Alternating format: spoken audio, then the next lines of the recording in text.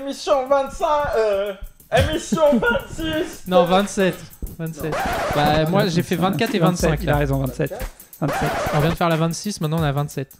Ah, la 25, c'est... Oh, qu'est-ce que c'est bon d'être prévoyant. Émission 27, télé-réalité et compagnie. Bon, comme je disais, moi j'en ai rien à foutre que y a quelqu'un qui soit mort, je vais faire des blagues. Oh putain, mais direct, toi, tu Je changes bats pas, les, toi. bats les coups, frère. C'est histoire donc vous êtes au courant, on va parler de quelqu'un de mort. Voilà. C'est histoire de calmer le jeu. Alors Putain, moi j'avoue que ça va être un peu l'inverse. Ça va peut-être être susceptible d'être plus émotionnel parce que je m'étais un peu épanché sur les internets là-dessus. Pardon, mais quel Alors, enfoiré. peut-être pas spécialement jusqu'aux grandes eaux, mais c'est vrai que ça a été compliqué. Tant que tu l'as pas dit, je peux dire ce que je veux, on sait pas de quoi on va parler. On va pas tourner en rond, on va partir d'un événement avant On va d'élargir partir de Mehdi. la question. Mehdi qui fait des podcasts. Ouais, c'est ça, c'est bien D'accord. déjà. Ah, Avant d'être coupé dans mon élan. cassé. Ouch.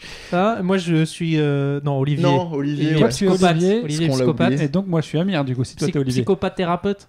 Psychopathe thérapeute, Ouais, ouais, c'est c'est ça, vrai. exactement. Et donc, moi, je suis Amir.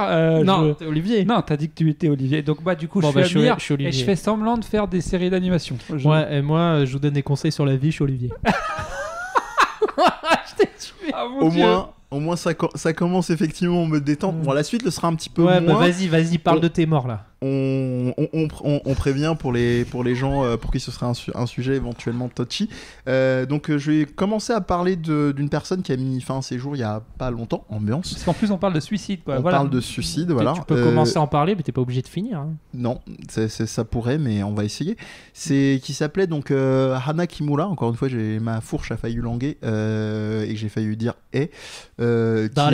qui est morte donc c'est 22 ans, qui était une catcheuse professionnelle d'un point de vue son statut on va dire professionnel comme j'ai dit Et alors Mehdi il adore le catch, hein, franchement faut le rappeler. Voilà, et qui a participé à une émission de télé-réalité qui s'appelle encore d'ailleurs, on sait pas s'ils vont arrêter ou pas, Terrace House, sur Netflix. Voilà, que vous avez peut-être vu passer sur vos donc dans la dernière Netflix. saison c'est celle, tu sais c'est laquelle ou pas? Alors là je saurais pas te dire la quantième, il y en a beaucoup mais on n'est pas loin d'une dizaine. Mais elle le dit qu'elle est catcheuse dans l'émission. Oui, de toute façon ils se présentent tous, je crois pas qu'il y ait de... Il y a des sauf mythos. erreur, je crois pas, hein. Je crois qu'ils arrivent tous avec ce qu'ils sont à Ils la sont ville. tous connus dans l'émission à la base?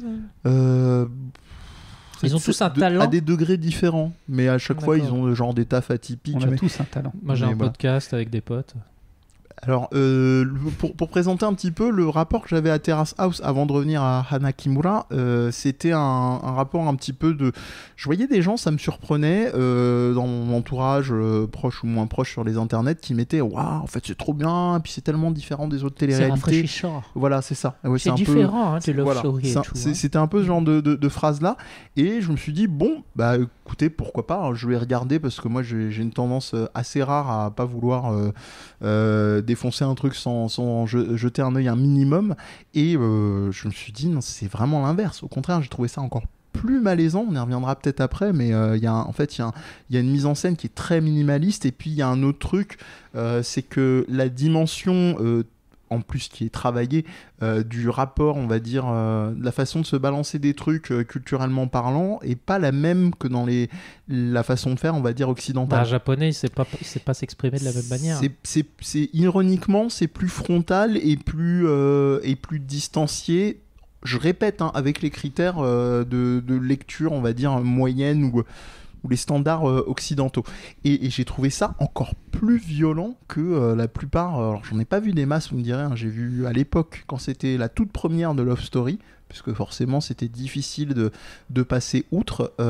J'étais gosse, hein, je devais avoir, je sais pas, une quinzaine d'années, et après j'ai plus rien vu, quoi. Vraiment, j'ai entendu parler des téléréalités que par Il y en a eu un suicide. Hein. Ah oui, probablement plusieurs même. Secret François Story. Xavier. Ouais, je crois. Ouais. FX. Pas pour spécial effet. Acte, oui, il y a eu aussi, on y reviendra après, on va le laisser développer, mais il y a aussi le cas Loana, hein. Elle s'est pas suicidée, mais elle a fait des tentatives, si je dis pas de bêtises. Oui, même avant même l'émission, parce qu'elle avait un terrain très fragile. Elle est pas... Mais on va en revenir plus tard, je te laisse développer. Oui, de toute façon, je pense que je vais terminer assez rapidement sur ce que j'ai Ah bah l'émission va vite finir, on peut parler de ces gars sur la vie, là, précisément, que j'ai. En l'occurrence, donc, Hana Kimura, il faut poser contexte, donc catcheuse japonaise dans une fédération qui s'appelle la Stardom, qui est exclusivement composée de femmes et qui Ça s'appelle arrive. Stardom. Ça a l'air bien ça. Qui arrive. Stardom, c'est que des femmes, n'importe quoi. Pardon. Voilà. Et Ah oui, merde. ça va être doublement difficile avec Ça les acolytes. Star de femme. Et qui arrive donc dans ce terrace house dans un contexte aussi particulier qui est celui du confinement. Donc c'est-à-dire qu'en gros, déjà de base, elle arrive en n'ayant plus son taf. Donc c'est pas spécialement super joyeux. Comment c'est possible ça? Bah, le confinement. Confinement, Ah oui, le oui, je croyais catch. qu'elle s'était fait virer. Non, Non. il écoute pas. Non, il écoute pas. Bah non, Alors, j'étais il en faut train de savoir penser à d'autres trucs. qu'au niveau du catch, pour recontextualiser, il y a que 2 fédérations majeures dans le monde, sauf erreur, qui ont vraiment continué des diffusions en circuit restreint, c'est-à-dire uniquement les personnes qui catchaient et les équipes techniques. C'est la WWE et l'AEW. Voilà, ça c'est la fin de la parenthèse. C'est deux fédérations américaines. Les Japonais sont partis sur un truc très carré. Il y a même eu des... Bah, ils sont japonais quoi. Il y a même eu des regroupements d'ailleurs dans le gouvernement d'anciens catcheurs qui se sont rassemblés pour se dire comment est-ce qu'on fait repartir économiquement, mais comment est-ce qu'on relance de manière responsable.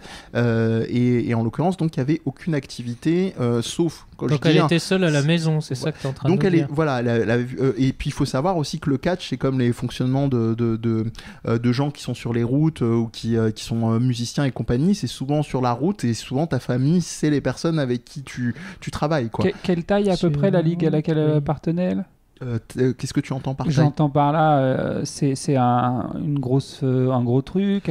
Alors, c'est difficile à catégoriser parce qu'il y a deux grosses fédérations japonaises qui sont la NJPW et la NOAH qui sont composées de catcheurs, là en l'occurrence pas de catcheuses. La Stardom, comme toutes les fédérations de catch purement féminines, c'est toujours bien moindre en fait.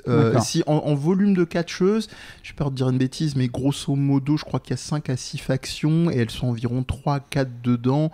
Donc voilà, tu fais des maths, une trentaine peut-être de catcheuses, un peu plus.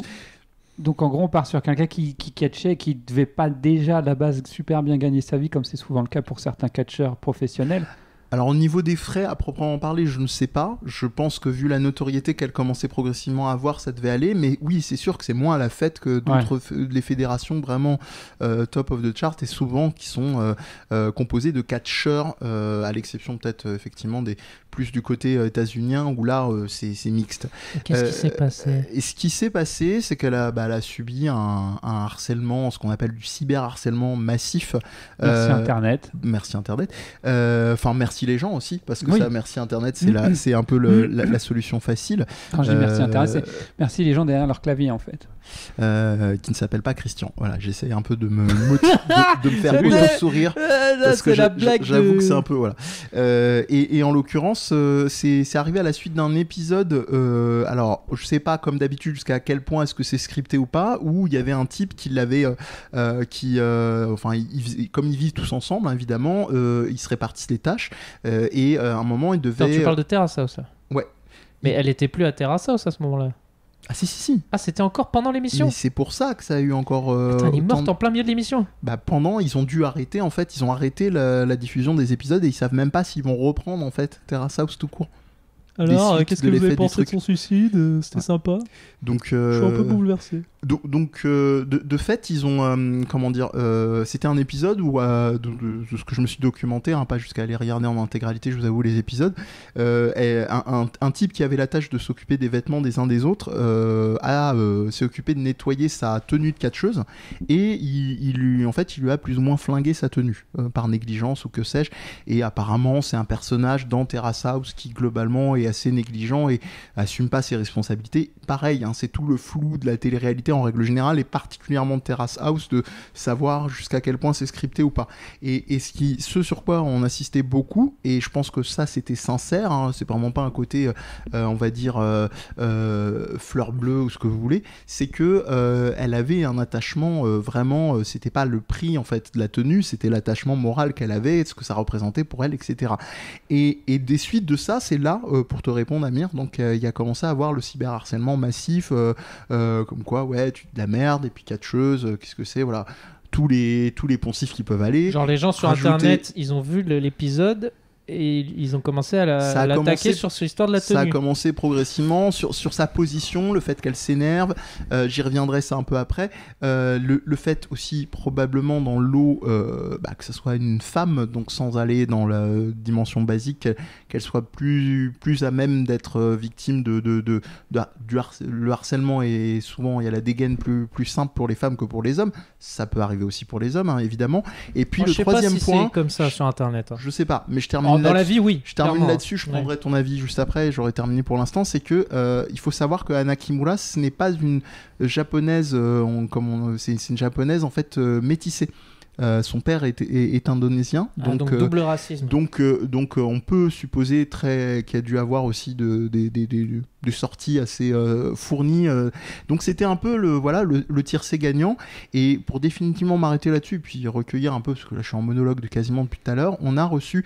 Alors c'est là où je disais que c'était très très dur, parce que on a suivi quasiment en mode en direct, parce que j'ai un ami qui fait partie de tout ce qui est des émissions de Death Podcast, dont fait partie Viens on en parle, et où il y avait un ami qui s'appelle Jérôme qui suivait vraiment en direct, parce que lui il est encore plus fan que moi de ce qu'on appelle le Joshi Puroresu, donc c'est le catch japonais, et il suivait en direct, il disait putain, Hana Kimura elle a l'air de vraiment pas aller bien, elle balance des trucs sur Twitter, parce qu'elle a balancé en live, il y a des tweets apparemment qui ont été supprimés, où elle s'était commencé à scarifier et tout ça, et quelques heures après on a appris le décès, quoi. J'ai une question quand même, toi qui as regardé l'émission, est-ce qu'à un moment donné on voit son état psychologique se dégrader au point qu'il y aurait des signes avant-coureurs, ou elle le cache, ou est-ce que ça s'est passé dans un camp extrêmement Je court? pense que elle et la prod donnent le change. En fait, ma question elle n'est pas innocente. Hein. Attends. Quoi? T'as vu l'émission en direct? J'ai vu peut-être pas en suivi direct, mais j'ai vu les épisodes, on va dire rapidement par curiosité, de voir un peu dans le même type de questions qu'Olivier, de voir est-ce qu'il y avait des choses, est-ce qu'il y avait des signes avant-cours. Ma question, elle n'est pas innocente dans le sens où tu peux arriver à cacher que tu vas mal, mais forme de détresse. Et est-ce que la prod, elle avait des indicateurs? Est-ce qu'il y avait des choses? Ils sont pas censés avoir des mais médecins, c'est toute la question en fait. Ils sont censés avoir des psys. Enfin, quand je dis censé, je ne connais pas la télé-réalité japonaise. Je n'ai jamais regardé une seule émission de télé-réalité japonaise. J'ai eu ouï dire que c'était relativement différent sous certains aspects. Mais ce que je sais de la télévision, de la télé-réalité française, c'est qu'il y a des psys qui sont embauchés en tant que psy pour pouvoir aider à la sélection. Toute la question est, est-ce qu'on ne fait pas exprès de choisir des gens fragiles pour pouvoir ensuite exploiter entre guillemets leur comportement, parce que ça fait de l'audimat, sans se poser la question de savoir jusqu'où ça peut déraper. Et c'est pour ça que je te pose cette question-là, c'est-à-dire qu'à un certain niveau, est-ce que... Parce que ils étaient tout ce harcèlement, ça a duré combien de temps? Ça passe pas inaperçu quand t'es, entre guillemets, une star de la réalité. J'ai rien contre les gens qui font de la télé-réalité, mais pour moi, hormis cas particulier, elle, en l'occurrence, c'est un cas particulier, souvent, ils n'ont aucun talent. Ils sont pas... Pour moi, la célébrité, c'est quelque chose qui, pendant longtemps, était lié au fait que tu as un talent particulier et que, du coup, tu te fais connaître à travers ce talent. Aujourd'hui, on est arrivé à une époque, notamment avec la télé-réalité, où on se fait connaître alors qu'on n'a même pas de talent, et puis même des fois, on vient simuler le fait qu'on a un talent parce qu'on est connu. Bref, bon, je ne vais pas rentrer... Mais là, elle, c'est différent, elle est catcheuse, donc elle a un talent, mais c'est pas pour ça forcément qu'elle fait la télé-réalité. Enfin, j'en sais rien du coup, mais ma question, c'est... Tout ce cyberharcèlement, c'était pendant l'émission. Est-ce que la prod était au courant qu'il y avait ce harcèlement? Le harcèlement, il est arrivé en différé aussi, parce qu'il y a la diffusion des épisodes. Donc il faut le temps, évidemment. Parce qu'il n'y a pas un côté Jap, on cache, on veut pas, on cache les choses en général. On n'assume pas ces choses-là. Il y a un ensemble d'éléments. Moi, je suis toujours très précautionneux sur... C'est une intuition que j'ai comme toi, Amir, de me dire, est-ce que c'est ce que je disais en introduction, sur cette dimension de cacher ses sentiments, etc. Mais on vous le mettra en lien en description, vous ferez un avis vous-même, mais il y a un très bon article... dont Jérôme m'a donné d'ailleurs il y a peu, que je citais tout à l'heure, du site Vox, qui fait une analyse un petit peu de tout ça et du setup aussi, et je sais pas si c'est... En réalité, le problème j'allais dire du personnage, de qui était Hana Kimura, c'est qu'elle détonnait aussi, je pense, avec l'ensemble. Je pense qu'à un moment, tout a dépassé tout le monde, la prod, la première et ce qui a suivi, parce que je pense que son personnage était peut-être un peu trop over the top par rapport au reste et que ça a un peu trop entre guillemets juré, ce qui a peut-être aussi amené ce décalage. Après, ce qu'il faut savoir aussi, c'est que passé son suicide et depuis peu, les langues se délient vachement et les stars de la télé-réalité commencent elles-mêmes à dire oui, enfin bon, c'est un truc très basique, vous me direz, ça arrive toujours quand il y a des événements tragiques comme celui-là, il faut plus que ça continue, etc., etc. Deuxième aussi effet, souhaitons, je touche du bois, que ça se concrétise vraiment. Le gouvernement japonais a dit qu'ils allaient très sérieusement se pencher et acter des lois contre le cyberharcèlement en règle générale. On verra bien, je sais pas comment ils vont faire parce que... Ah là là, ces réactions toujours... quand il se passe un truc. Bah oui, à voir effectivement si c'est... J'y crois moyen. Oui, moi malheureusement je te suis aussi là-dessus. Après, moi je pense, ce qui m'ennuie aussi, c'est beaucoup souligné dans l'article, c'est à quoi ressemble Terrace House. Alors moi je suis pas un spécialiste, je vais pas vous la jouer à l'envers, j'ai vu très brièvement à quoi ressemblait le setup. Alors il faut imaginer, c'est le Ikea du... C'est pas dans tes recos donc. Non, bizarrement. Étonnant. Non mais tu sais quoi, ironiquement en plus à l'époque quand j'avais été voir par curiosité, déjà je me disais ça schlingue bien quoi. Enfin je trouve que moi je pourrais recommander ça, tu vois. Mais toi t'as regardé Terrace House. Non mais je pense qu'il y a quelque chose d'intéressant à analyser là-dedans. Après moi ça m'ennuie assez vite. Mais de voir ce que c'est que des Japonais déjà, comment ils se comportent dans un truc plus cloîtré, leur culture et tout, je trouve ça intéressant. Et du coup, tu comprends peut-être mieux pourquoi on en arrive à des trucs comme ça. Enfin bon, comme on a dit, ça peut arriver en France, mais en France, je pense que tu vas vite péter un câble en public et tu vas vite aller voir... Enfin, je sais pas, je me dis pas, tu peux pas t'enfermer trop comme ça sans que ça arrive moins souvent en France qu'au Japon, alors qu'au Japon c'est plus commun de s'enfermer dans son... Alors je pense que réduire uniquement au biais culturel, je pense que ça tient pas dans le sens où déjà à l'époque je trouvais que ça puait, c'est-à-dire qu'il y a quelques années quand la première saison venait de sortir sur Netflix, il y a beaucoup de gens qui aiment ça quand même. Ah non mais ça c'est pas un problème, et quelque part entre guillemets, enfin c'est dur à dire parce que je suis encore trop à chaud de la situation, de la réaction. Dire je porte pas de jugement de valeur, à l'heure actuelle, ce serait mentir. Je préfère être franc. Non, mais à l'heure actuelle. Pourquoi les gens. Il y a beaucoup de gens qui aiment ça, toi. Mais parce que c'est fascinant, parce que c'est un truc, c'est du degré zéro de la pensée, le truc. Tu parles de la télé-réalité au global ? Non, je parle de Terrace House. Non, de celle-là en particulier. On dirait la télé-réalité Muji pour moi. Exactement, je parlais d'Ikea, mais j'allais ouais, mais Muji c'est plus approprié parce que c'est japonais. Je comprenais pas. En l'occurrence, Muji, donc cette marque que vous connaissez peut-être pas parce que ça doit pas être partout en France. C'est plus en région parisienne. Hein. De meubles, enfin toute cette culture Jap, tout est très bien rangé, c'est très Marie Kondo quoi. Voilà, c'est l'Origins, tu vois, parce que c'était avant elle peut-être. Oui. Et c'est vrai que tout est extrêmement lissé, c'est-à-dire c'est un blanc clinique, les intérieurs sont... Le mur, il n'y a pas une pète. Il n'y a rien, il n'y a pas d'aspérité, il n'y a pas de poster, il n'y a pas de truc. C'est en fait, vous savez, vous avez sûrement déjà entendu parler de ça, mais dans les telenovelas, il y a ce délire où en fait le truc a tellement de succès que tu peux commander les trucs qu'il y a dans les telenovelas, dans les pays d'Amérique du Sud. Tu peux dire, voilà, s'il y a des pages de catalogue et Maria avec Juan, à un moment, ils s'engueulent et ils cassent les assiettes. J'ai bien aimé les assiettes. Je veux casser les assiettes à la maison. Non mais en plus le truc c'est que je plaisante pas. Là c'est le même ordre d'idée. Tu peux faire de la commande. On le fait pas, hein, mais tu pourrais potentiellement faire de la commande de trucs vu comment c'est lisse. Il y a ça d'une part. Il y a le fait que c'est extrêmement lisse aussi dans la manière dont les gens s'expriment. Moi j'ai trouvé. Je sais pas. J'avais ça c'est japonais ça. C'est pas aussi simple que ça. Tu vois, je pourrais pas. J'ai pas vécu suffisamment longtemps au Japon. J'en ai fréquenté là-bas et ici des Japonais et des Japonaises, mais je suis désolé, moi je trouve que ce serait trop réducteur, tu vois.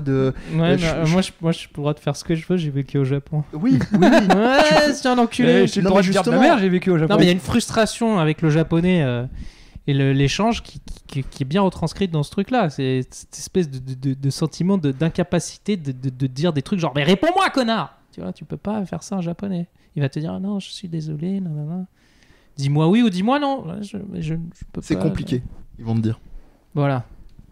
Mais je m'acclimaterais très mal au Japon alors du coup. Va prendre un abonnement téléphonique au Japon, tu vas tuer quelqu'un. Voilà. Non mais vraiment, tu vas finir aux infos. Au-delà de la blague, moi j'aimerais bien revenir à la question d'Olivier. Est-ce qu'il y avait des signes d'éléments potentiels de détresse ? je ne pourrais pas te dire, parce qu'il y a un troisième point qui est le montage. Alors ça existe évidemment dans toutes les téléréalités, mais ici il y a un vrai montage de plans vraiment, je vous invite à aller lire l'article si vous voulez avoir les tenants, les aboutissants, parce que je m'en inspire beaucoup. Il compare limite au cinéma de Ozu, dans un truc très contemplatif. Vous savez, beaucoup de gens sont assez réfractaires à certains films japonais, parce qu'il y a ces longs plans effectivement très contemplatifs, souvent très silencieux, etc., qui peuvent être emblématiques, mais pas de tout le cinéma japonais non plus.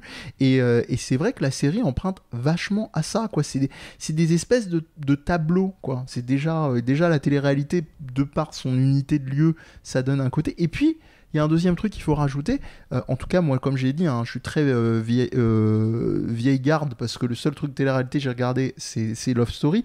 Ça a évolué depuis, mais en fait eux ils peuvent sortir. Ils sont pas tout le temps dans la maison. Ils ont leur boulot, ils ont leurs activités, ils ont leur vie, quoi. Ils ont leur vie. Ça tourne beaucoup à la maison, mais ils ont leur vie. Et c'est vrai que je trouve que c'est encore plus effrayant. Il y a un côté où enfermé à l'intérieur, tu rajoutes un côté enfermé dehors. Donc ça donne des activités scriptées quand ils vont chez le coiffeur, quand ils vont chez machin, quand ils gèrent des dates, parce qu'évidemment tout le monde doit sortir avec tout le monde, sinon c'est pas drôle.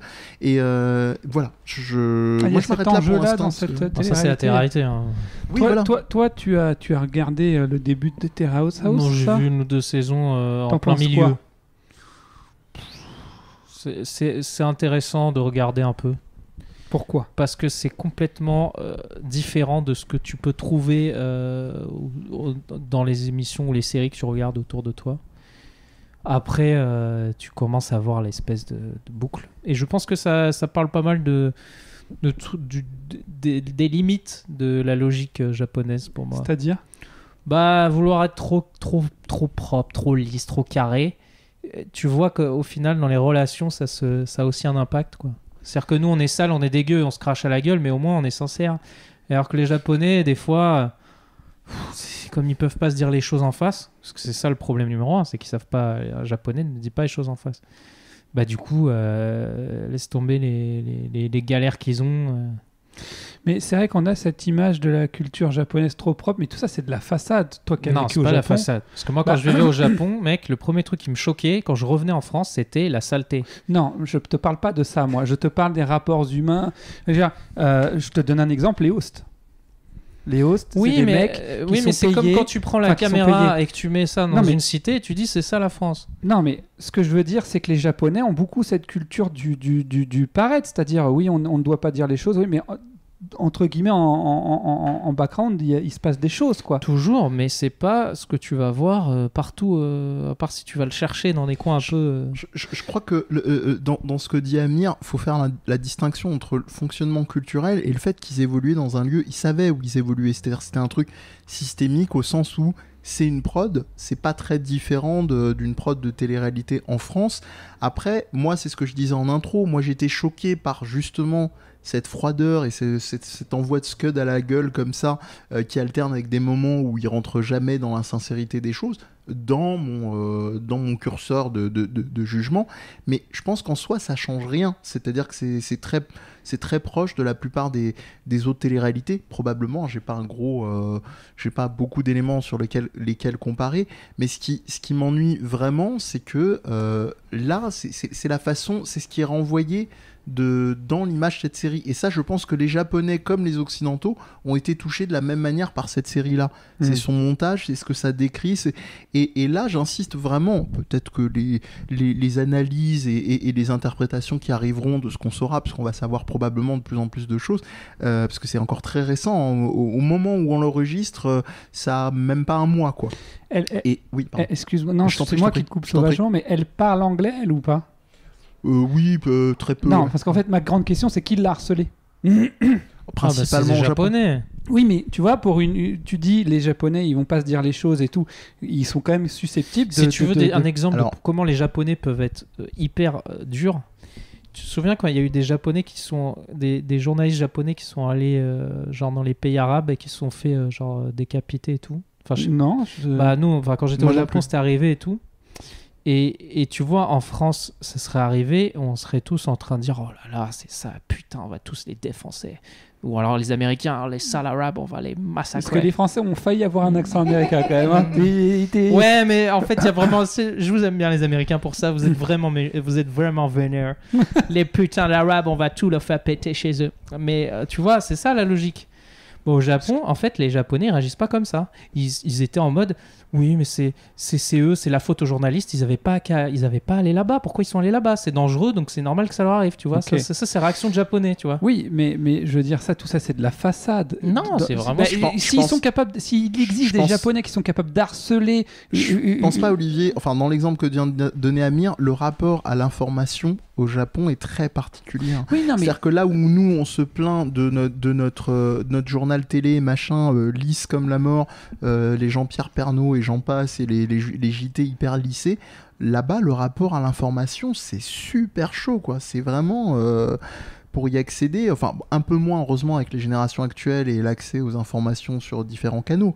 Mais punaise, je pense que le rapport est différent. Oui, les Japonais, ils n'ont pas une recherche de la vérité comme nous. Hein. Et pour finir te répondre pragmatiquement, je pense que c'est essentiellement des Japonais qui l'ont harcelé. Pourquoi ? Parce que si je ne dis pas de bêtises, à vérifier, hein, mais il me semble que l'émission était diffusée avant sur les chaînes télé, avant d'arriver sur Netflix. Je ne crois pas qu'il y avait de diffusion simultanée. Okay. Ne serait-ce que pour le sous-titrage. Ils rachètent après. Ils prennent des saisons en entier. Tu connais le milieu des... Enfin, pas le milieu, mais tu as déjà entendu parler d'idoles au Japon. Oui, ok, c'est pareil, elles peuvent être victimes de harcèlement, c'est pas quelque chose de... C'est des choses qui arrivent. Quand je dis que c'est... Quand je parle d'apparence, ce que tu parles, je te coupe pas. Voilà. Non, mais quand je parle d'apparence, ce que je veux dire, c'est que, oui, je ne doute pas que dans les rapports sociaux, il y ait une certaine une façon d'être qui soit, on va dire, plus polissée. J'emploie volontairement ce terme. Mais ce genre, si vraiment c'était quelque chose de profond, si vraiment il y avait vraiment ce côté de respect, je fais pas de vagues, je fais pas de ceci, je fais pas, bah t'harcèles personne quoi. Enfin je veux dire, on parle quand même de quelqu'un qui a tellement souffert qu'il a fini par se suicider. Il faut comprendre pourquoi ils l'ont harcelé quoi. Parce que quand tu parles des idoles et tout, souvent ces gens-là quand ils prennent dans la gueule, c'est pas comme ça gratuitement, c'est parce qu'ils ont fait des trucs chez nous on s'en foutrait, tu vois. Genre on la retrouve à une soirée bourrée au Japon, elle se fait défoncer, elle se fait déchirer, ça devient la honte nationale. Parce qu'elle appartient au pays en fait. Oui, elle a couché avec un mec, c'est pareil. Tu trouves un acteur drogué à une soirée, sa carrière elle est finie, et il va au tribunal. Enfin, tu vois, mais c'est pas les mêmes. Le tribunal est très dur au Japon, mais c'est pas sur les mêmes critères que nous quoi. Bien sûr, mais moi j'insiste sur le de façade parce que si vraiment ce respect qu'on alloue si volontiers aux Japonais était vrai, était profond, il n'y aurait pas ce genre de problématique. Mais qu'est-ce que tu définis comme ce respect? Enfin toi l'image que tu en as c'est quoi? Parce que le côté lisse, voilà, on va pas se dire les choses en face, c'est compliqué, on va pas dire oui, on va pas dire non parce que ça se fait pas, on va même au Japon, c'est pas à vous que je vais apprendre ça, dire je t'aime c'est quelque chose d'extrêmement compliqué, enfin, toute cette culture. Beaucoup de gens ont cette idée reçue sur les Japonais, c'est des gens hyper polis, hyper respectueux. Alors oui, de face à face, mais dans ton dos, ils vont cracher sur toi, quoi. Enfin, je veux dire, c'est pas, il y a pas sinon ils te harcèlera pas. Ils sont pas si gentils qu'on les imagine. C'est pas, non, c'est pas qu'ils sont dans ton dos et tout, c'est qu'ils sont durs. En fait, ils sont très polis, mais très très durs, et peut-être beaucoup trop pour nous. Les racistes. Mon lapsus. Les Japonais sont très racistes. Oui. Mais ils sont très très durs sur certains sujets. Ils sont comme ça. Ils sont. Après, bon, là je vais vraiment faire très très simple, mais je pense que tu peux en recontextualisant les briques différemment en fonction de parlons de ce qu'on connaît en France par rapport au Japon typiquement, tu peux recontextualiser dans d'autres degrés et te dire que bah voilà le racisme ça s'exprime aussi comme ça, le harcèlement c'est toujours recontextualiser. Oui, mais ce que je veux dire par là c'est il n'y a pas un bon raciste et un mauvais raciste. Non, ce que j'arrive pas à suivre c'est ton raisonnement quand tu dis comme ils sont respectueux, comme on les imagine respectueux etc. Comment ça se fait que derrière il y a du harcèlement? C'est pas ça. C'est j'insiste sur j'explique pourquoi je dis depuis tout tout à l'heure, de façade. J'explique ça en fait. D'accord, oui. C'est parce que pour moi, si c'était vraiment quelque chose en profondeur chez eux, ce côté... je pense qu'humainement, on a tous des limites. Même les Japonais restent des humains. Et puis c'est un secret de polichinelle, même en dehors du Japon. J'insiste juste sur un emploi de mots, en fait, c'est tout. Je suis pas en train de dire qu'on est les gentils, ils sont les méchants non plus. Non, bien sûr. Je me doute bien. Mais en même temps, quelque part, ce constat que je me permets de faire, quand je dis constat, peut-être que je me trompe, mais en tout cas, j'en suis intimement convaincu. Ce côté, il y a une façade et il y a l'envers du décor. Ça me questionne beaucoup sur l'idée de la société parfaite où tout le monde est respectueux, et on dit pas ce qu'on pense, et on dit... À quel prix, en fait? C'est toute la question. Enfin bref, bon, là je digresse énormément. Pas tant que ça, mais en tout cas, moi je résumerai en disant balayons devant notre porte avant déjà d'avoir des jugements. J'ai pas vu, mais je te dirais que si elle a mis des photos d'elle en train de se scarifier, les Japonais, le premier réflexe c'est elle a pas honte de faire ça, genre va faire ça dans ton coin, quoi. Genre ça ne regarde pas. Je sais pas si c'est que les Japonais. Oui, un exemple. Enfin, comment moi je le vois. Il y a un côté, pourquoi... je veux dire, c'est honteux de venir afficher sa vie comme ça et des trucs perso, ça ne regarde pas, quoi. Tu gardes ça pour toi. En gros, genre, tout le monde souffre, tu souffres en silence, tu fermes ta gueule. C'est plus ça, le délire moi, je pense. Après, tu vois, je te rejoins. Alors, je sais pas vraiment, peut-être que j'ai mal compris ce que tu dis, balayons devant notre porte avant de balayer devant la porte des autres. Je pense que des fois, alors, à moins que je t'ai mal compris, quelqu'un d'une autre culture qui se permet de remarquer quelque chose sur... C'est justement un regard extérieur qu'on ne peut pas avoir nous-mêmes appartenant à cette culture-là, parce que forcément, on a, entre guillemets, la tête dans le guidon. Donc, c'est pas un jugement au sens bien mal, c'est juste faire ce constat-là, de dire à un moment donné, ok... Oui, ça peut peut-être être un principe de réalité, mais le problème, et c'est pour ça que je suis extrêmement précautionneux sur ces fameux biais culturels. C'est dans le sens où on ne sait pas dans quoi est-ce que c'est maillé d'un point de vue sociologique, tout ça. C'est-à-dire que tu parlais de société parfaite, etc. Voilà, peut-être que par effet de vase communicant, ces fonctionnements-là, cet animisme, pour lâcher des mots précis, qui est celui du Japon, de se dire on vit vraiment pour un tout ensemble, et l'individualité, l'individualisme est très mis de côté, leur permet des trucs au niveau du respect, au niveau de la propreté, qui sont plus délicats, par exemple, en France. C'est un peu moins le cas aujourd'hui, mais si je remonte même ne serait-ce que 10 ans en arrière, alors je parle même pas de 20 ans en arrière, vous deux, vous avez vécu au Japon. De manière très courte, maximum un mois, quoi, j'ai pu rester. Et tous les trois, on connaît des gens qui ont vécu longtemps au Japon. Déjà, je te connais toi, mais j'en connais d'autres. Oui. Et puis toi, tu le connais lui, et je sais que tu en connais d'autres. Donc vous connaissez tous des mecs qui sont allés au Japon. Qui ont vécu au Japon. Il y a 10-20 ans, le Japon, c'était l'Eldorado pour le français, entre guillemets, otaku. Je caricature énormément. Genre, alors, ce qui est vrai, la ville propre, respectueuse, où les gens ont le goût pour le travail, et puis ceci, bref, tous les clichés. En fait, quand tu vas vivre là-bas, tous ceux que je connais, ils en reviennent un peu. Ils disent oui, c'est propre. Oui, c'est propre. Bien sûr. Oui, les Japonais en face l'un de l'autre sont respectueux. Par contre, et après, là, la liste peut être longue. Ce que je veux dire, c'est que ça peut pas non plus...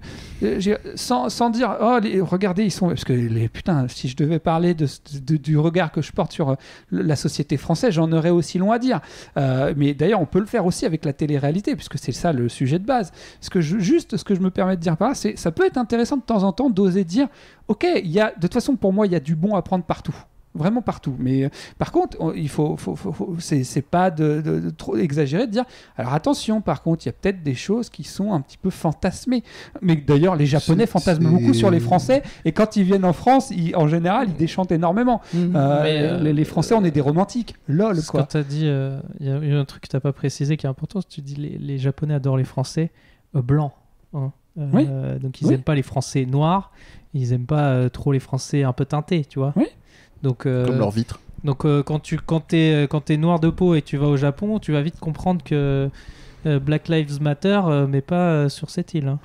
Donc oui, ils sont racistes, mais c'est facile. Enfin, tu es raciste naturellement quand tu vis sur une île et que tu vois personne d'autre, et donc dès que tu vois un truc qui est pas comme chez toi, en philosophie ça s'appelle la relativité culturelle, et j'ai aucun problème avec ça. Il y a la relativité historique aussi, c'est-à-dire si on commence à parler du XVIe siècle et avec notre regard à nous, donc c'est pour ça que je te rejoins sur Baléon devant notre part. Je suis pas en train de les condamner et de dire, mais juste en train d'essayer de comprendre ce qui fait qu'à un moment donné dans une société on peut avoir ce genre de comportement qui amène, parce que c'est pas la seule personne qui s'est suicidée suite à du cyberharcèlement dans le monde de toute façon. Au Japon, il y en a du suicide. Je crois, mais il faut pas en parler. On peut même aller au fait qu'il y a une réalité, une culture du suicide au Japon. C'est ça qu'on n'a pas précisé. Mais on va se concentrer sur Tokyo quand même. Mais là, on rejoint la relativité culturelle, c'est-à-dire de dire que pendant longtemps, le suicide était quelque chose qui permettait de garder à la famille de garder son honneur, et donc du coup effectivement le regard sur le suicide n'est pas le même. Bon, on va pas se faire une émission sur le suicide parce que sinon on est parti pour 3 heures. Sinon je fais une démo quoi, parce quand même pour repréciser, c'est pas pour autant faire une émission entière sur ce sujet-là, mais moi j'avais eu un déclic. Alors encore une fois c'est un biais occidental, mais j'avais lu un roman qui est très chouette, que je vous recommande, qui n'y a pas à voir spécifiquement avec le suicide, qui s'appelle Tokyo Vice, qui est le roman d'un auteur qui s'appelle Jake Edelstein, qui a commencé journaliste au Japon, un expat américain, et qui a fini associé aussi à du travail en tant qu'infiltré, limite agent double, quoi. Donc le mec a une vie, c'est un truc assez hallucinant. Et le mec explique, en introduction d'un chapitre, il explique que dans les meilleures ventes de bouquins Amazon, il y a le guide du parfait suicide. D'accord. C'est une des meilleures ventes de bouquins. Je sais pas si c'est encore aujourd'hui, si elle est autant aussi élevée dans les ventes, mais en tout cas c'est un bouquin qui se vend extrêmement bien. Ça fait bizarre à dire, mais beaucoup, en tout cas c'est peut-être mieux que bien. Et donc voilà, c'est pour ça quand même repréciser sur ce point-là. Là où j'aimerais peut-être recadrer, et après vous pouvez repartir sur autre chose si vous voulez, c'est vraiment la mise en scène en fait de Terrace House qui m'a particulièrement perturbé. L'article de Vox dont je parle a vraiment d'autant plus mis le doigt dessus, j'en parlais tout à l'heure. Il y a vraiment une mise en scène, Amir l'a super bien résumé, dans le décorum il y a un truc, t'as l'impression d'être sur une page du catalogue Muji ou Ikea si vous n'avez pas la référence, un truc voilà, très comme ça, très, très blanc clinique, épuré, rien ne dépasse, etc. Les lumières aussi sont... moi je trouve que la plupart, je sais pas ce que t'en penses Amir sur les autres références, mais même les lumières il y a un habillage dans la dimension tamisée, ou les lumières naturelles aussi, mais tout est... alors, c'est pas de la surexposition, mais il y a toujours un truc, c'est hyper travaillé, comparativement à d'autres téléréalités. Moi, je trouve que c'est extrêmement... Et ça donne une espèce de truc où il y a... Je vais caricaturer, comme j'ai dit, mais je trouve que ça a un manque fou d'âme. Il n'y a pas de... Enfin, c'est même pas d'âme, de vie. Il y a un truc déjà de base, quand j'utilisais le terme blanc clinique... Ouais, j'utilisais pas le terme blanc clinique pour rien, quoi. Il y a un truc... Après, c'est quelque chose de... Ah tiens, c'est marrant parce que je me faisais la référence, je pensais à ça par rapport à la K-pop et la J-pop, et pas seulement. Et ma réflexion, elle est partie sur tous ces groupes qui sont... Et tu vas voir, je vais retomber sur mes pattes. Notamment le fameux chanteur qui s'est suicidé il n'y a pas si longtemps que ça, là, qui avait fait un gros scandale. Mais c'est pas là où je veux venir, c'est plus le côté aseptisé. C'est en fait, et après, par extension, je me suis dit, tous les groupes, genre à l'époque où nous on avait des boys bands, mais il y avait eu les One Direction il n'y a pas si longtemps que ça. Les Tokyo Hotel encore un peu avant. Voilà, tous ces trucs, et même pas forcément les groupes, mais tout ce qui est construit de toutes pièces en fait, c'est-à-dire à la base il y a quelqu'un qui a quand même un talent, qui sait danser, qui sait chanter, mais qui n'a pas forcément créé ce qu'il fait, et en fait on le choisit parce qu'il a la bonne gueule, il a bon ceci, bon ça, tous ces trucs un petit peu aseptisés, et du coup c'est un peu pareil pour moi. Du coup ce que tu es en train de dire, c'est le regard que je porte sur toute la télé-réalité en général, ce que tu dis. Alors, ça saute peut-être moins aux yeux, mais j'irais même jusqu'à dire même Koh-Lanta. Parce qu'en fait, tout est précalculé entre guillemets. C'est pas naturel. Même si t'es dans un décor naturel, c'est pas naturel. Et ce côté aseptisé, même si il est peut-être plus. J'ai pas vu Terrace House, mais moi la télé-réalité, comme toi, j'ai connu avec le Loft. Après, il y avait eu, je sais plus ce qu'il y avait eu. Puis j'ai eu cette curiosité malsaine. Clairement, je voulais comprendre. Et pendant des années, j'ai continué. Alors, je suivais pas, mais dès qu'il y avait une nouvelle télé-réalité qui commençait, je me disais, je vais regarder au moins le premier épisode. Je veux voir de quoi ça parle. Et c'est ma femme un jour qui m'a dit, mais pourquoi tu fais ça? Parce qu'en fait, j'étais comme un petit vieux devant ma télé, donc je mettais le premier épisode, je me disais, mais n'importe quoi. Putain, mais non, mais et voilà, ça va repartir. Et regarde ce qu'ils ont choisi. Mais voilà, tout seul. Et elle me disait, mais pourquoi tu t'infliges ça? Qu'est-ce que tu attends en fait? Je sais rien en fait. Qu'est-ce que j'attends? Qu'il y ait un miracle à un moment donné? D'autant qu'en plus, quand j'ai pris conscience de ça, le lait, il avait parlé depuis longtemps, le fameux temps de cerveau disponible. Je savais pertinemment que la télé-réalité, elle était là pour me vendre de la publicité plus qu'autre chose. Donc tout ça, je le savais déjà. Je l'avais déjà compris. Je continuais de regarder. Et par curiosité malsaine, je voulais. Enfin, je sais pas vraiment ce que.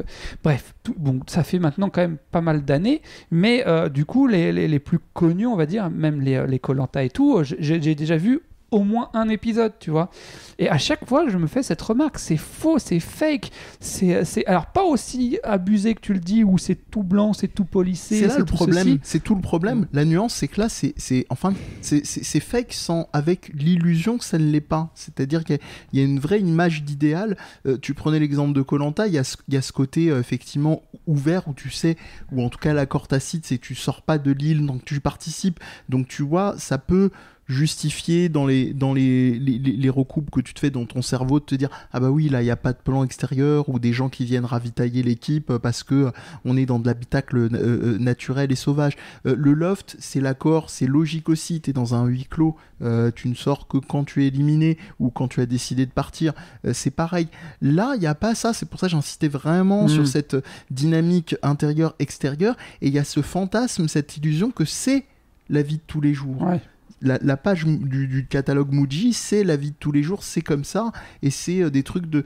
Et ça ressemble presque quelque part, le parallèle est malheureux ou pas, ça ressemble presque à ce qu'on vivait quand on était plus jeune, quand on regardait des programmes type AB Productions.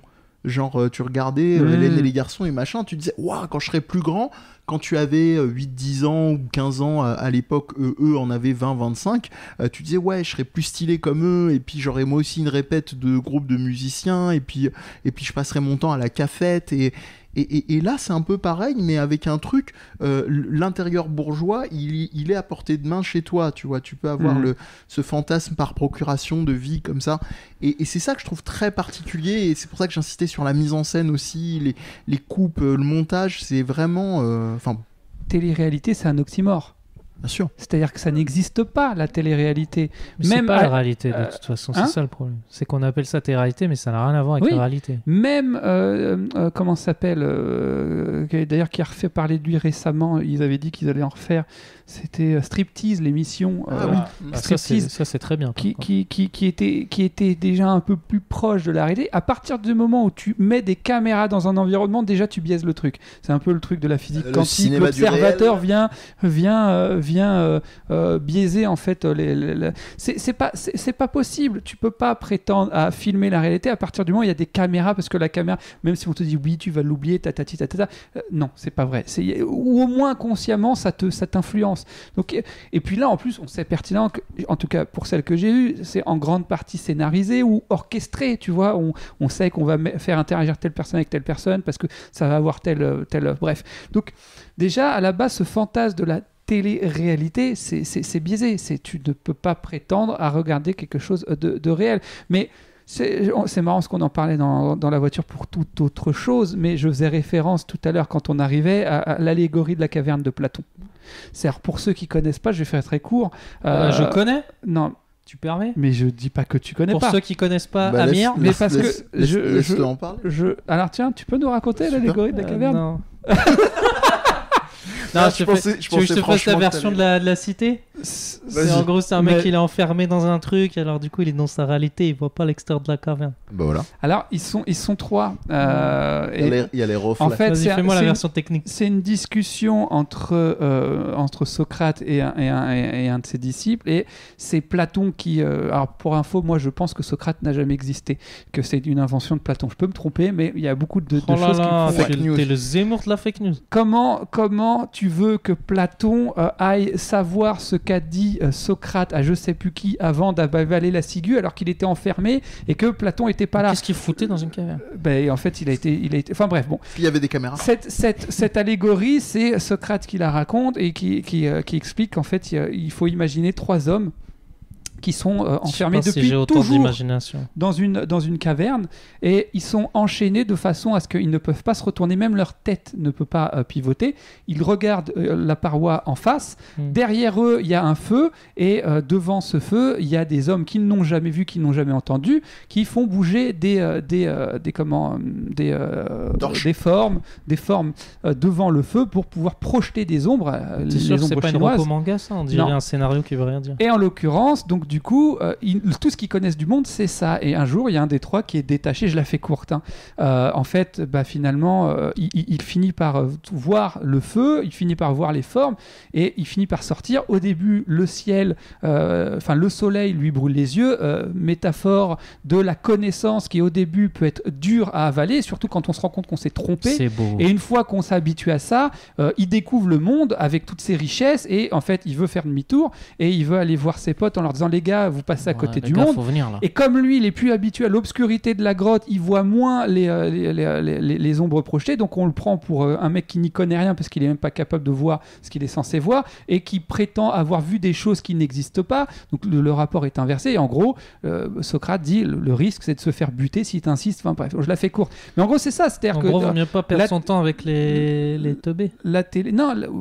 Alors, il dit pas ça. Il pose la question de savoir est-ce que tu serais prêt à risquer ta vie ou pas. C'est après à toi de voir si tu veux risquer ta vie ou pas. Non. Mais toujours est-il que lui, il a risqué sa vie. Il a avalé les ciguës. Il a accepté de se faire juger. Il aurait pu s'enfuir. D'ailleurs, il y avait quelqu'un qui lui avait proposé un œil. Il a dit non. Bref, bon, c'est un choix. Toujours est-il que la télé-réalité, et pas que d'ailleurs, au sens de la réalité, c'est un peu cette fameuse caverne. C'est-à-dire ce que tu vois, c'est les ombres projetées qui sont manipulées par des gens derrière, consciemment ou inconsciemment, et puis après ça peut être... C'est toi qui es dans la caverne. C'est toi qui es dans la caverne. Là précisément, c'est toi qui c'est toi, et c'est pas eux qui sont dans la caverne dans leur émission. Non, c'est toi qui acceptes de t'y mettre en tant que c'est les ombres. Mais là, dans notre exemple, on pourrait dire que dans Terrasos, ils sont aussi eux-mêmes dans une caverne. Ils sont enfermés dans leur logique. C'est Cavernception.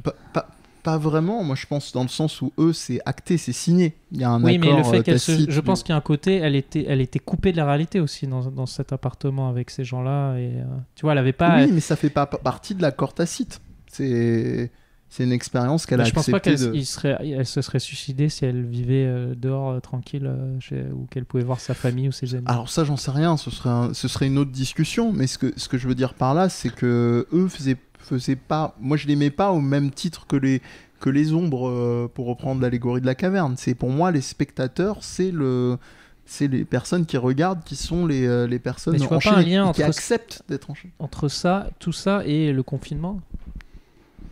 Au final, c'est déjà j'en ai parlé au tout début, mais effectivement, il y avait un impact indirect du fait qu'elle était aussi de base, au-delà du statut d'apparaître dans cette série, assez isolée du fait d'avoir des entraînements plus limités et puis une activité de catch. C'est marrant parce qu'on n'a pas de chiffres sur, par exemple, le confinement, s'il y a des suicides ou des choses comme ça, voir si ça a eu quel impact ça a pu avoir. Ça viendra, mais... Chiffres, il y a au niveau de l'activité chez les psys, il y a une demande qui est accrue. Oui, ça c'est sûr. Mais est-ce qu'il y a des gens qui passent à l'acte Parce que tu passes quand même par des phases au bout de 2 mois, rester enfermé. Ah bah oui, non mais... Je crois que tout le monde a été dans une télé-réalité pendant 2 mois. Et puis je ne suis pas en train de dédouaner les gens qui l'ont harcelé, mais c'est pluricausal. C'est-à-dire que si elle en est arrivée à se suicider aussi, c'est parce qu'il devait y avoir un terrain aussi, au-delà du confinement peut-être. Enfin, je vais peut-être un peu loin, mais peut-être que déjà, il y avait une... C'est ton quotidien, c'est soit les mecs de l'émission qui sont dans l'appart ou les gens qui t'insultent sur Internet.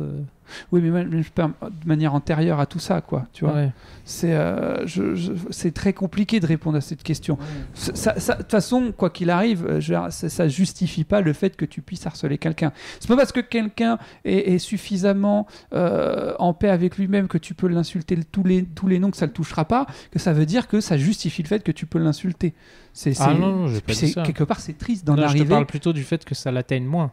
Oui, bien sûr, mais c'est pour ça que je te dis que c'est pluricausal. Moi, je terminerai juste, je pense, de manière globale, parce qu'on n'arrivera évidemment pas à une conclusion en tant que telle. Mon rire, c'est pas bien. Il y a un truc qui m'a beaucoup fait...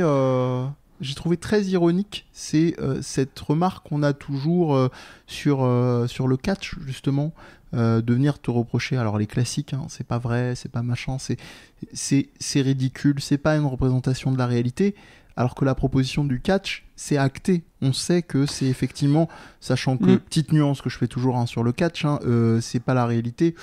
Allez vous prendre les chutes et les chocs globaux, hein, c'est pas des athlètes pour rien, c'est pas des personnes qui se protègent, il n'y a pas un discours de préparation sur les différents athlètes pour rien dans le catch, parce que vous avez littéralement, quand vous êtes catcheur ou catcheuse, la vie de votre opposant ou même de votre acolyte dans les mains. Et ce que je voulais dire, j'ai trouvé ça très ironique en fait que remontent parmi les reproches ou les gens qui commentaient cet événement-là, le fait que c'était une catcheuse, enfin, qu'il y avait un truc, tu vois, de ce côté.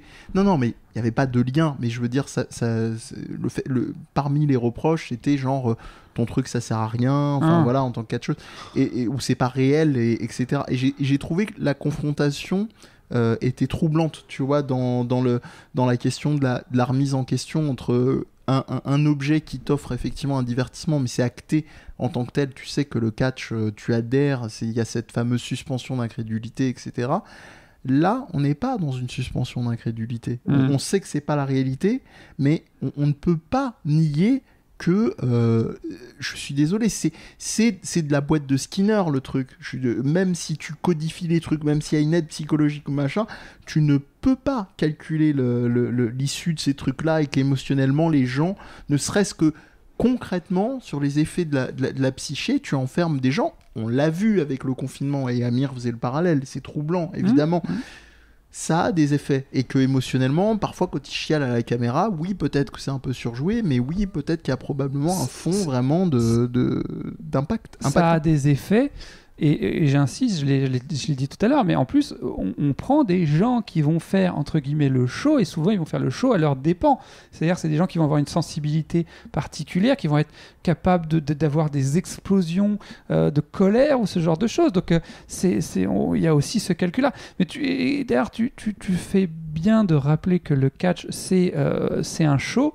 Donc, les acrobaties ne sont pas simulées. Par contre, c'est scénarisé, entre guillemets, le combat.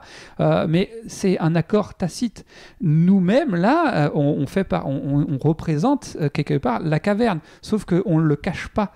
Il y a aussi ce rapport-là. Tout à l'heure, j'ai dit oui, la télévision, mais même Internet, c'est la caverne. Mais je suis pas en train de dire que c'est mal d'aller dans la caverne de temps en temps. Pourquoi pas, après tout, se reposer dans la caverne. Mais il faut savoir ce qu'on voit, en fait. C'est-à-dire, oui, je vois des ombres projetées. C'est là Mais comme tout, et rappelons-le, ça fait pas de mal, tout choix, toute chose qu'on regarde, qu'on décide de lire, de voir, etc., c'est aussi une forme d'acte politique. Et ça effectivement, ça a son effet. Pas d'être dans une optique de dire vous avez regardé, c'est pas bien, vous l'avez tué, évidemment que non, mais de se dire, tu sais que par définition, tu cautionnes la réalité effectivement de ces fonctionnements-là.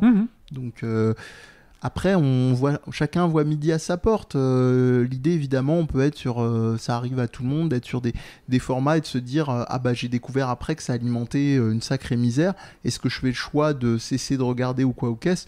Bon, moi à ce titre-là, peut-être que pour d'autres c'est le cas, mais à ce titre-là de télé-réalité, le choix c'est vite fait parce que j'ai tellement toujours trouvé que c'était d'une vacuité, d'un vide intersidéral que voilà. Mais après, je serais pas, et grand mal m'en ferait d'être là-dedans, de dire bah tu fais ce choix-là de regarder. Mais je suis désolé, si je faisais ce parallèle avec le catch qui est un peu maladroit, hein, j'ai prévenu en début que je suis encore un peu sous l'effet chamboulé du truc. Quand des gens te font des parallèles, tu vois, entre le catch et la télé-réalité, ou même toi, quand tu parlais du fait d'enregistrer là un podcast, la dimension de consentement et les effets sont pas les mêmes. Exactement, bien sûr. Et les effets de dimension et d'aliénation sont pas les mêmes, quoi. Donc, c'est pour ça que distinguer. Moi, ce que je disais, c'est ayez conscience que quand vous faites le choix d'aller dans la caverne, vous voyez des ombres projetées. Et pourquoi pas ? L'ombre projetée, c'est une amorce de ce que les formes qui sont mises dans la caverne devant le feu, c'est des formes de choses existant déjà et qui sont projetées. Donc tu vois quelque chose qui est une représentation de quelque chose qui est dans le réel. Donc ça peut te donner une amorce. Mais par contre, si tu veux vraiment aller vérifier ce qu'est cette chose, sors de la caverne, quoi. C'est ça que je suis en train de dire. Il n'y a aucun problème à aller dans la caverne. Ce qui peut être problématique, c'est de ne pas en avoir conscience, en fait. La page de catalogue de Muji, c'est sympa, mais sortir du confort pour au moins se poser les questions, ça ne veut pas dire arrêter immédiatement toute activité, c'est pas mal. Et je sais pas, Amir, si toi tu avais un dernier petit mot. Non, j'en profite si tu n'as pas de dernier petit mot, et après, je pense qu'on passera aux recommandations. Pour pas dire, voilà, le mec, il a rangé les torchons télé-réalité et le catch dans les trucs nobles. Je vais donner un exemple sur lequel on s'est pas mal indigné, justement, au détour d'une émission sur le catch il y a pas longtemps. C'est un catcheur qui s'appelle Drake Maverick, qui fait partie d'une fédération qui s'appelle la WWE, qui est très connue, hein, une fédération précisément qui s'appelle la NXT. Et sa gimmick, donc, il y a récemment eu tout un débat qu'on a eu, nous, sur l'émission et d'autres personnes. Ça a été, au moment du confinement, de faire une promotion. On savait pas à l'époque, tout le monde croyait que c'était vrai. Hein. Il a fait une promotion face cam qu'il a diffusée sur internet et il a dit voilà, c'est fini. Je pense, j'ai entendu dire dans les couloirs que je vais être viré parce qu'il commençait à avoir une vague de gens qui se faisaient virer dans cette fédération-là, qui est la plus grosse fédération économiquement au monde de catch, la WWE. Et il se trouve que ce truc-là, c'est ce qu'on appelle dans le catch un work. C'est-à-dire que c'était pas vrai. Il a récemment perdu le titre qu'il devait gagner, qui était censé lui permettre d'avoir son boulot, et finalement le PDG, le responsable de cette branche-là, Triple H pour ceux qui connaissent, est venu et lui a filé un nouveau contrat. Et l'arc en soi était intéressant, niveau narratif machin, mais j'ai trouvé que c'était d'une maladresse. Une maladresse, c'est même assez immonde de faire ça quand on annonçait en off des techniciens, des catcheurs qui étaient tous virés du jour au lendemain. C'est vrai. C'est extrêmement... Et voilà, c'est simplement pour préciser qu'on est tous concernés, en fait, dans les programmes qu'on regarde, dans les choses qu'on choisit, dans les choses dans lesquelles on peut s'engager. Simplement pour dire que moi le premier, voilà, vous pourriez me renvoyer et me dire « Ah bah pourquoi tu continues de regarder vu que ça cautionne des trucs ?» Bon, voilà, après c'est comme l'être humain, c'est des degrés, des choses, tu te dis est-ce que ça va causer jusqu'à quel point, est-ce qu'il n'y a pas des choses à en dire, enfin voilà, je ferme ma parenthèse et je m'arrête là, je pense que... Et je ferme ma gueule. c'est un peu ça, mais voilà, renseignons-nous, comme dit Olivier, essayons nous extraire un minimum de la caverne parce qu'il y a des effets et c'est pas que du divertissement comme on peut bien vouloir le dire. Voilà. Comme le disait Heidegger, il ne faut pas confondre connaissance et savoir. C'est pas parce qu'on connaît des choses qu'on sait. Et la personne qui est dans la recherche de savoir sait qu'elle aura toujours besoin d'apprendre. Et donc, on ne peut jamais prétendre savoir en fait en définitive quelque chose. Bref, petit aparté. Non, mais c'est très bien. Recommandation de la part d'Amir. Techno, tu veux de la techno ? Ah bah écoute, moi je vais t'en donner. Ah, il part. Il part, c'est top. T'en as peut-être une en attendant ou de quoi meubler. Donc vous voyez là, en fait, tout ça c'est faux derrière. Voilà. Et en fait là, il est parti de l'autre côté. Et en fait, il va revenir. Vous allez voir, par là, il va revenir. Ouais, il réapparaît. Hop, apparition. Unbelievable. Alors, qu'est-ce qu'il est parti nous chercher ? Alors, j'ai ramené un petit accessoire. I want to pop up. Qu'est-ce que c'est que ce truc ? J'en ai deux. Alors, ce sont des batteries. Le Bonaldi de... Ce sont des batteries portables. Et que je trouve très bien. Pourquoi ? Parce qu'en fait, alors elles existent pour iPhone et USB-C, donc pour Android aussi, qui se mettent sous le téléphone comme ça. Donc c'est des batteries de la marque iWalk. Je marche. Voilà, qui voulait s'appeler truc. Et en fait, c'est que le truc qui est cool avec ces batteries, c'est que comme elles s'accrochent au téléphone... Ça marche en podomètre.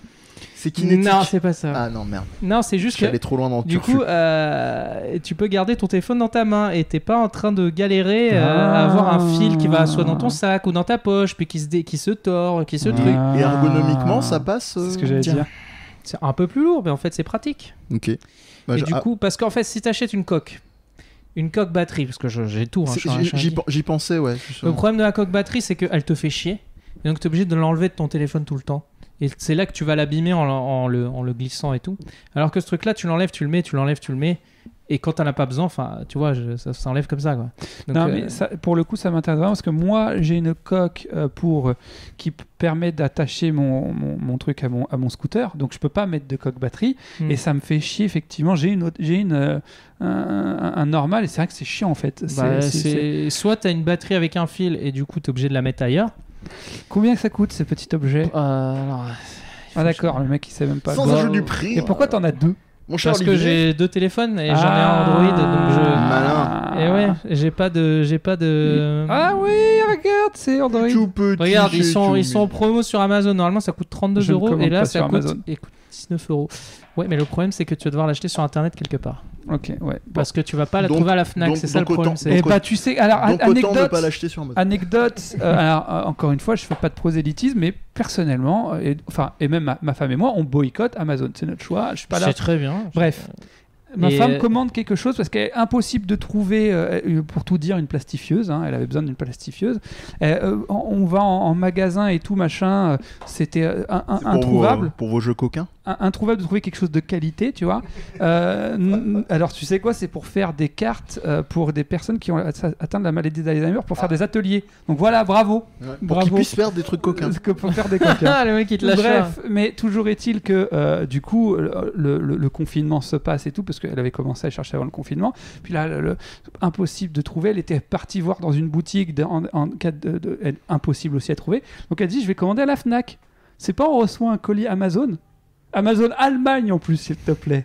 C'est incroyable cette histoire. Non, c'est parce qu'ils doivent avoir les mêmes cartons peut-être, non? Avec écrit Amazon en gros dessus.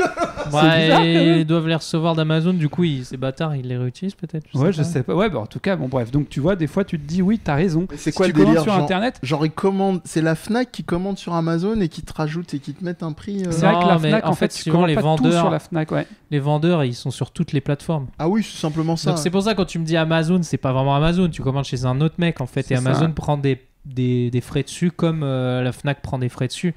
Et donc c'est le même gars et je me dis il doit avoir les mêmes cartons, il s'en bat les couilles mais tout va bien, c'est pas du tout tentaculaire. Bref. Tu veux faire ta reco, je fais la mienne, je l'aime hein, si jamais tu vas besoin de chercher. Moi je vais vous renvoyer vers l'article de Vox qu'on vous mettra en lien, okay. Je pense qu'il y a fil rouge de l'émission, ça suffira parce que j'ai beaucoup parlé. Donc vas-y. Okay.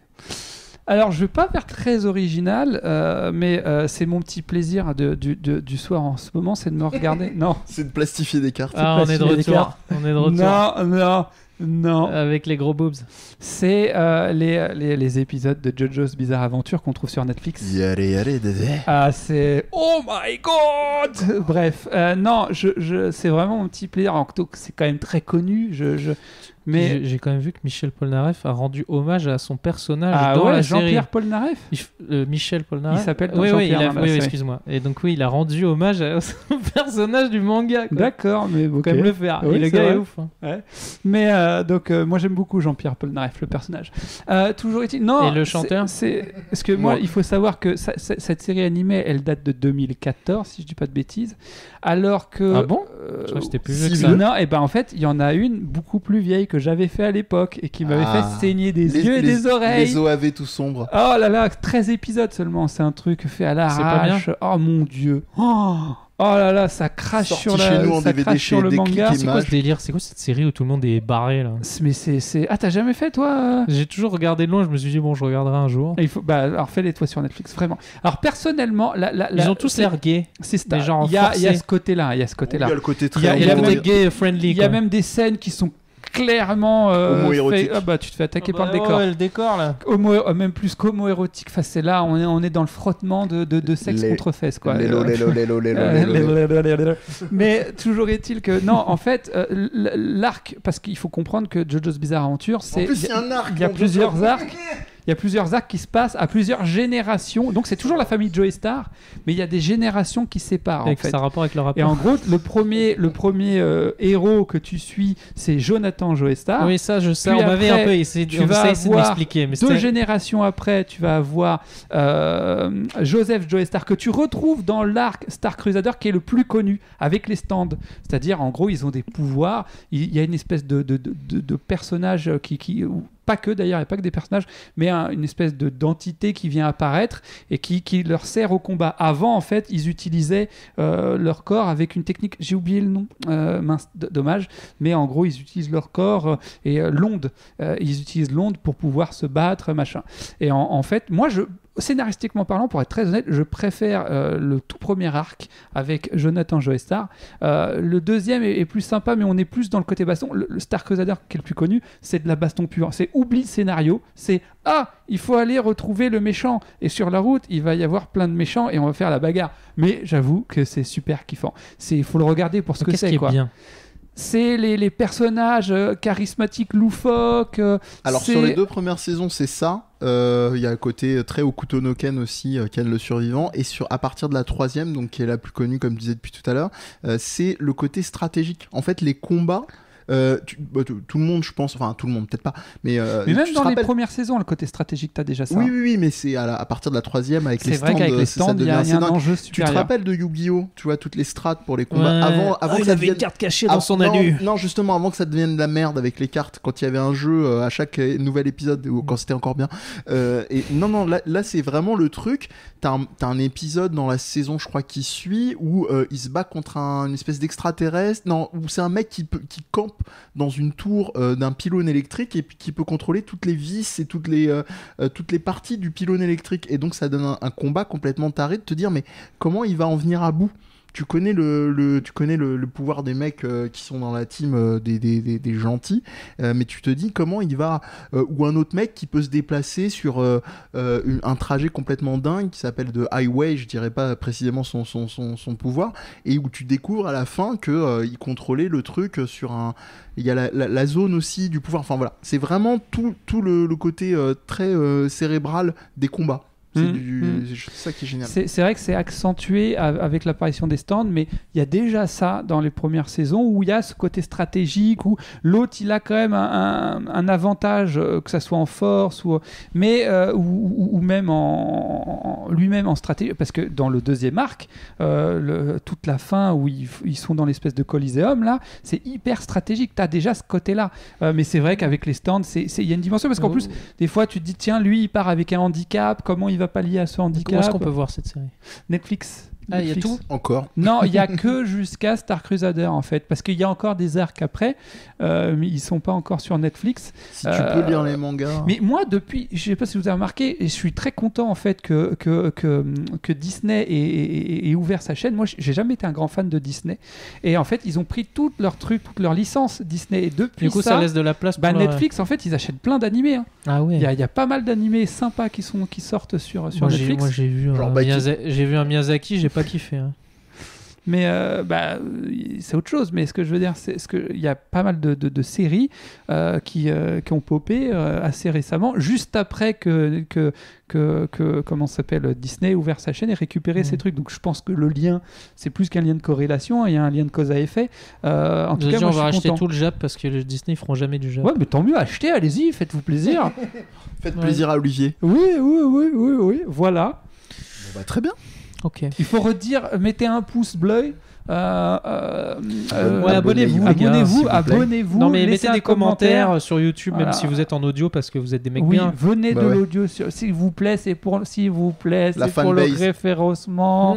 S'il vous plaît, les références. Voilà, là, il bouge vraiment les mains. On vous le dit. Il le joue bien. Et puis renseignez-vous, sortez de la caverne. Abonnez-vous et puis sortez de la caverne. Exactement. Allez. Oh, c'est mignon. Au revoir. Au revoir. Salut.